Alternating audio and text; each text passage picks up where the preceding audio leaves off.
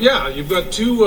You've got Elvis of the North, and then you've got Elvis from. Well, where am I from? I don't know. All over the South. All over the South. So you got two Elvises for the price of. Well, the price of two. Yeah.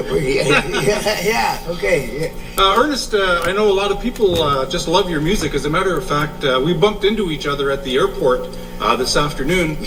This morning, and boy, oh boy, everybody from the airport security to the airport staff to passengers, they weren't even coming to Deer Lake. They were on their way to here and there. And Ernest had them lined up. They were all taking selfies, some pictures with Ernest, and it was fabulous to see how well respected and known he is in the community. So yeah. Well, thank you very much for those people that took the selfies in there. Mm-hmm. Hey, we had a selfie taken too. Me and Elvis here. Yeah. Yeah, it's something to see, you know. And as a struggling entertainer myself, I know what it's like to get the bookings and try to get out there and do shows in communities. And Ernest has been doing this since I was 15 years old. Started singing when I was 15. Then from then on, next year will be 60 years that I'll be doing it. Next year. Wow, good for you. Yeah, 60 years. Wow. So again, we have a lot of youth in the community that want to get into music. They play the guitar. Well, your family's very talented. I think we inspired them all. Inspired some people. You certainly did. Yes, of course. Inspired them all. What did you first? When did you first start playing music, and what songs did you learn, and who were your influences? Oh, Hank Williams Sr. influence. Yeah, George Jones, of course, Elvis Presley. He said I love you. Shall I die? No, yeah. I'm along, baby. Whole lot of shit going on. Yeah. Like I said, tomorrow night.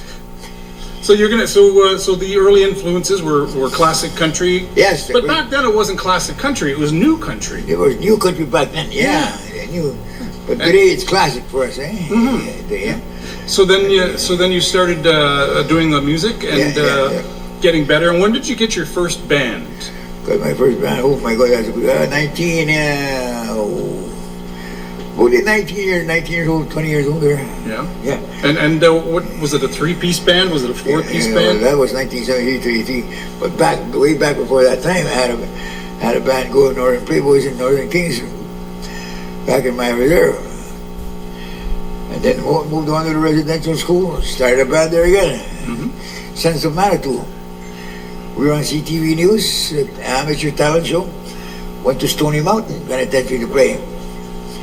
There you go, a few places that I've been in. Yeah, but like nowadays, like they're flying you to communities, and in Winnipeg you have that limousine that you drive around in, the Indian limo. But you didn't have it that good when you first started out. You probably were in a car or a van. It was a dog team. A dog team. A dog team, you're in there. Mush, rush to get to the gig. Mush. Hurry up, let's go. We're late. And how did the equipment differ from? The equipment, we used to have amplifiers from megaphones. Yeah. You know, they had no PA system. Well, the megaphone went through the amplifier. Wow. Somehow we arranged it, but back in the day it was just a small hall, so the amplifier was about this size, and the sound was good enough for a while. Yeah. And acoustic guitars, that's all. Wow. No bass, no drums, nothing. No? No. All acoustic. And now you're playing big concert stages outdoors with the big stars, of course. The speaker's bigger than the hall. Yeah. Yeah. So you had to learn some technology. Yeah. Some technology coming up. But nowadays you're on like YouTube, you've got Ernest Monias on the internet, and people can just Google you, as they say. All over. And there's your show. All over the world. Isn't that something? Yeah, it's all over the world. The biggest fan country I have is Germany. Really? Really, that's the biggest country fans. And you've been to Germany? Not yet. If you're listening, please book them tomorrow. Yeah, get me there. Let's go. I'll be there the day after tomorrow. Yeah, well, you know. You never can tell. Yeah. Well, as far as North America goes, where have you toured? Just in Canada, right across Canada, right from Labrador till north to Alaska. North to Alaska. Go north to the rest she's on. Yeah. Yukon. Mm-hmm. Yeah. And NWT or Rankin Inlet, and I have none of it. And what? Here's a silly question. Which do you prefer to perform in? The city or on the res? I like the res. That's where all the fans are. In the reservations right across Canada. That's where I like to perform in front of my people. But I wouldn't mind doing the biggest arena in Manitoba. Mm-hmm. Canada Life Center. Probably next summer. I think we're working on that for the Canada Life Center grand finale. Oh wow! Really? That's in the works. So, don't tell anybody, but it's in the works. We're putting it in the works right now, trying to get to do something with the arena in Winnipeg on Portage Avenue there. That'd be big. That'd be something. I think it would sell out too, because we posted on Facebook, get a petition going. Yes. We got comments as far as Alaska. Yeah. As far as Mexico. Yeah. We got comments on Facebook. So that's in the works right now. Mm-hmm. Now, what about your music? When did you first start writing music? When did you started writing music when I was in my early teens. Mm-hmm. And what was your first song? Do you remember? If I Wanted You, Girl. Really? Yeah. Nice. Then Stay Well came right off the stage. I didn't have to write the lyrics to Stay Well. We were rehearsing at the community hall back home. And that song just came to my head. The notes, it just showed the chords to the bass player. And the words just came. Bang, bang, bang, bang. Wow. Yeah. And of course, then you had your first album, and then they become classics themselves. Yeah. It's a classic today. That song is still, it's still crazy today. That If I Wanted You, Girl. The dance floor is always full when you perform. I think that's something. Some of these newer artists come up, and it takes a while to establish their sound, as they say. But Ernest, the place they have us staying here in Deer Lake, the girls have you playing in the kitchen while they're preparing the feast for the Elvis. That's right. Yeah. And singing in the kitchen, playing with pots and pans, eh? Well, there you go. So, but what about? Is there any talk about new music? Do you have any new music? I have new music. I'm due for another album this coming spring. I have one of it. It's called Overdue, but I didn't bring any merchandise whatsoever along with me. Just I and my guitar. Yeah, it's kind of an intimate performance. I think that's going to be something to unplugged. Ernest Monias unplugged. Yeah, it was so loud the neighbors had to unplug them. yeah. So there you go. No, so an intimate concert. It's going to be happening tomorrow here in Deer Lake. And intimate, a few Christmas carols. Nice, very nice. Maybe one or two, but mostly some of the songs that I've liked all through the years I'll be singing tomorrow night. Right. Personally, that are not on any of the albums, but I thought I'd bring those tones I sing at home in my room when I'm by myself.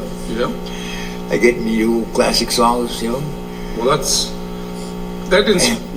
really good for your soul too, because the music you perform, you write and you perform, people love it, and it's healing for them. And they can relate to them, that? They can really relate to those. If it was your music, I don't know. They said, really, I said, how? It inspired me, it truly influenced me. The word it's just like you wrote them for me. That's what they say. Right. So I hit people in the hearts, I guess. I said, thank God for that. By inspired and influenced. If you love my music, God bless you all. That's God right. bless you all. Now, if people wanted to buy your music, how would they do that? They would confirm my manager. The number is 204. It's 1204. If you got a pen and paper there handy, it's one. His name is Kojak, or his wife Amber. Kojak or Amber. 1204-770-8128. That number again is 1204-770-8128. There you go. All right. So hopefully we can move some music for you. Yeah. And tomorrow after the show, everybody wants a picture with Ernest, so I suspect you'll be available for pictures and autographs. $5 a selfie. Yeah. Simple as that. Got to pay for Christmas somehow, folks. It's that's right. Yeah. Okay. So I think that's wonderful. You inspired a lot of youth, and I was inspired by, of course, many of the artists out there. But Elvis Presley, I'm a 60s scoop survivor, and the house that I was raised in was a lot of gospel music, but also Elvis Presley. And many years later, I was still shaking and rocking and rolling. And decided, to become an Elvis impersonator, a tribute artist, whatever they want to call us. Yeah. And you've been doing this for how many years now? Oh boy, since about 2005. Yeah, eh? Oh, Yeah. That's good. My wife says, you can't do Elvis forever. Well, I said, oh, I know. And I can't sing forever, like forever's a long, long time. There you go. But as a youth, or as a starting out in comedy and Elvis stuff, I got a phone call. The internet had a clip of me on the internet on YouTube doing Elvis and some comedy, and I got a call from Barack Obama's people in Washington D.C. Yeah. And they said, right, eh? they said, we saw you on the internet, and we'd like to book you to come down and perform for Barack Obama at his inaugural ball. So in 2013, they flew my wife, Mrs. Bear, and myself to Washington. It was a black tie affair. $1,000 a ticket to get in. Holy moly! Wow. I couldn't even afford to go see myself. Wow, that was a lot to say. Expensive, wow. yeah. Congratulations for that. Holy moly. And thankfully Donald Trump never phoned. Yeah. But so out for the youth, my advice is, a lot of the youth keep their feelings inside. Or, they don't express them. Yeah, so music is a great way to do that. You can write a song, you can do beadwork, you can do artwork, you can work with your hands. But express yourself, and if something's bothering you, tell an elder, tell your teacher, somebody, and get some help. Because it's not, I went through the same thing as a 60 scoop survivor. I got beat up a lot by the other school kids and teased, bullied. But I had a good support group with my parents and my teachers. And I set a goal for myself, and I went into radio broadcasting. And NCI? On NCI radio out of Manitoba.